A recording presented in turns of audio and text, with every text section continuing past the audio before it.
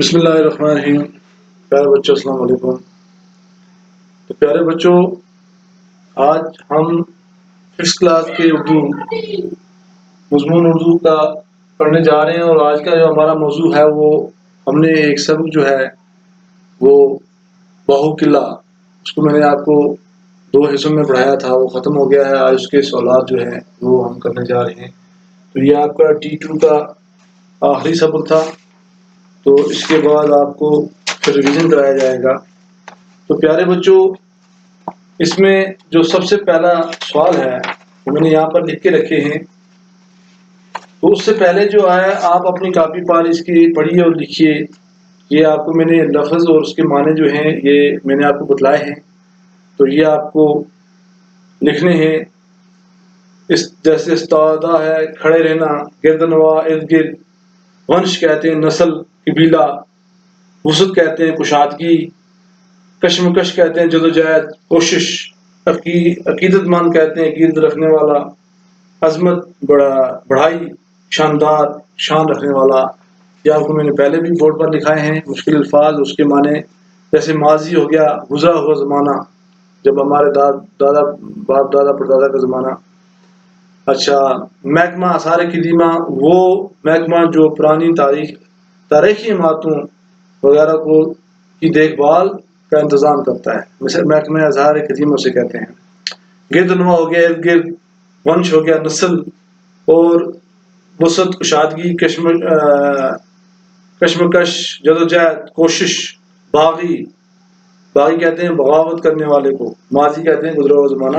تو آج کا جو ہمارا پہلا سوال ہے اسی میں وہ ہے باہو قلعہ کس نے تعمیر کیا؟ تو پیارے بچوں، یہ آپ کو میں واٹس ایپ بھی کروں گا، گروپ میں ڈالوں گا، تو آپ اپنی کاپی بھی یہ سوالات لکھنا اور سب سے پہلے یہ معنی لکھنا۔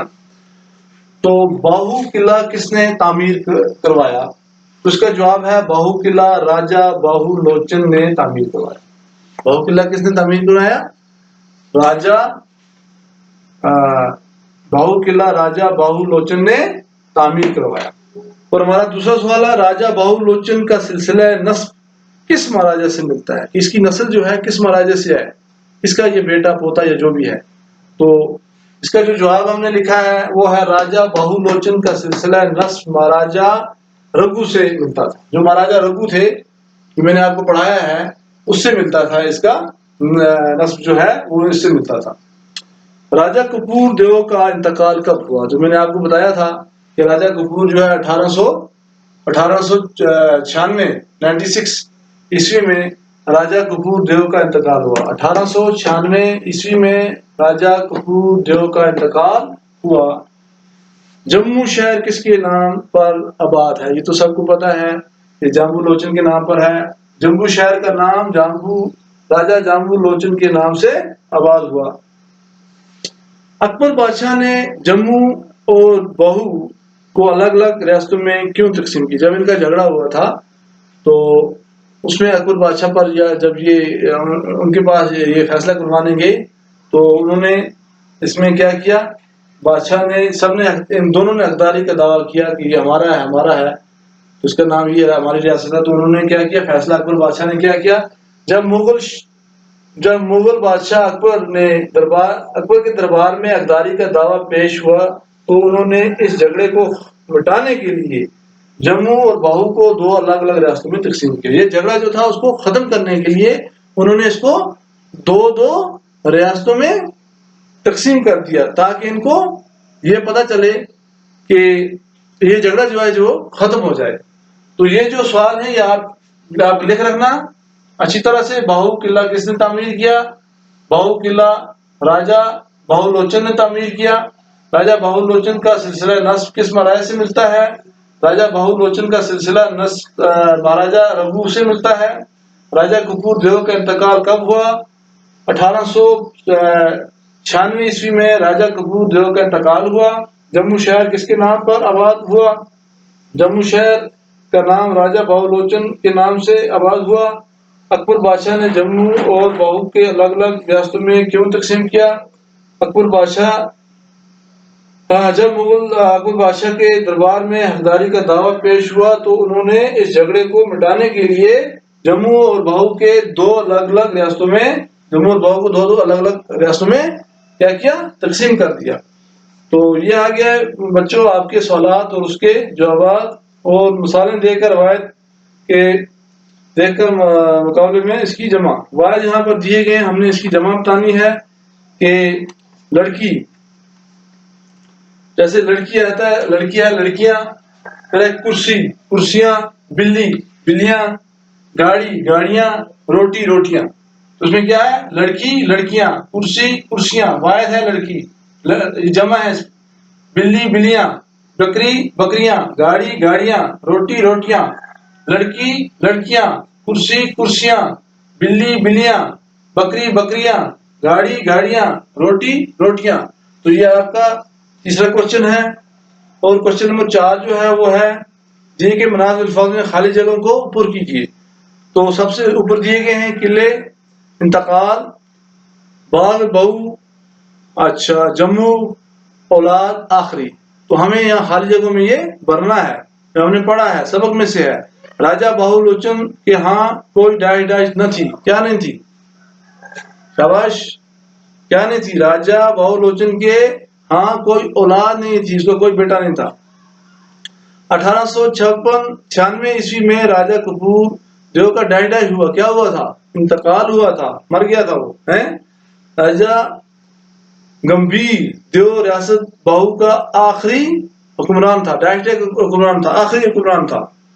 حکومت نے ڈائی ڈائی کے باہر ایک شاندار باغ لگوایا. قلعے کے باہر حکومت نے ایک شاندار باغ لگوایا. آج کا وہ باغ ڈائی ڈاش کے نام سے مشہور تھا. وہ باغ بہو کے نام سے مشہور تھا. کس کے نام سے تھا؟ بہو کے نام سے مشہور تھا. باغ بہو کے نام سے، وہ باغ بہو کے نام سے مشہور تھا. تو آخری ہے کالم الف کو کالم بے سے ملائیے. تو پیارے بچوں کوشچن نمبر 5 ہے اگنی گرپ کے وفات کے بعد، اب اس کو ملانا ہے. وفات کے بعد اس کا سب سے بڑا بیٹا بہو لوچن حکمران بنا. اس کے ساتھ لاسٹ والا ملانا ہے. اس کی گرد نواح میں بہو نگر کے نام سے ایک قصبہ بھی آباد تھا. ٹھیک. نمبر 2 ہے. نمبر 3 ہے اگنی گرپ نے اپنے 18 بیٹوں کی مدد سے اپنی سلطنت کی وسعت کی. ہم نے پڑھا تھا. حکومت نے قلعے کے باہر ایک شاندار باغ لگوایا. تو یہ آپس میں مل گئے. یہ کوشچن نمبر 5 تھا. تو اسی کے ساتھ آپ کی یہ کتاب جو ہے، یہ کتاب بھی ختم ہوگی. تو اب ہم T2 کا جو 5th کلاس کا جو T2 کا سیلبس ہے وہ آج ختم ہو گیا. تو ہم اب کل سے ہم انشاءاللہ ہم ریویژن کریں گے. آپ اپنی کاپی بکس تیار کریں گے، اور میں نے بہت سارے اسائنمنٹ آپ کو سینڈ بھی کیے ہیں اور اس کی ہارڈ کاپی پہنچائی ہے. تو یہ بھی جو ہے میں اس کی ہارڈ کاپی بھی آپ کو پہنچاؤں گا. اور آپ کو اگر کہیں سے کمی پیشی لگی اس سیلبس پورے میں تو ریویژن میں وہ مجھ سے ڈسکس کر لینا. فون پہ بات کرنا، واٹس ایپ پہ کرنا، جس پر بھی آپ کو برابری آ جائے، آپ کو سمجھ آ جائے، جس طرح بھی آپ مجھ سے کانٹیکٹ کر سکتے ہیں تو کریں. انشاءاللہ یہ تو آسان ہے، یہ تو آپ گھر میں بھی پڑھ لیں گے، لیکن رہبری کے لیے یہ کوشچن میں نے لکھا دیے. ابھی میں اس کو سینڈ کروں گا آپ کو. تو باقی آپ گھر میں رہیے گا، خوش رہیے گا، اپنا خیال رکھیے گا اور خوب پڑھتے رہیے گا، کیونکہ اب آپ کے ٹرم 2 کے ایگزامینیشن جو ہیں وہ شروع ہونے والے ہیں. تو اب آپ کو جو ہے وہ پاس ہی خالی نہیں ہونا ہے، بلکہ کچھ پڑھ کے جانا ہے، کچھ پڑھ کے آگے چلنا ہے. کلاس کو پاس نہیں کرنا ہے، کیونکہ یہی کلاس سے آگے دوسری کلاس شروع ہو جاتی ہے. پیچھے والی اگر نہیں پڑھی ہوگی تو آگے والی کلاس کی سمجھ جو ہے وہ کم نہیں ہو، چاہے اردو ہو، ہسٹری ہو، سائنس ہو، جغرافی ہو، میتھ ہو. تو پیچھے سے اسٹیپ جو ہے، اسٹیپ نیکسٹ اسٹیپ ہے آپ کا. جب یہ اسٹیپ پر آپ پاؤں رکھو گے، یہاں سے نیچے سیدھا اوپر جاؤ گے تو آپ کو کٹھنائیاں آئیں گی، مشکلات آئیں گی. تو پیارے بچوں اچھی طرح پڑھنا اور اپنا خیال رکھنا. باقی وسلام، خدا حافظ. Thank you.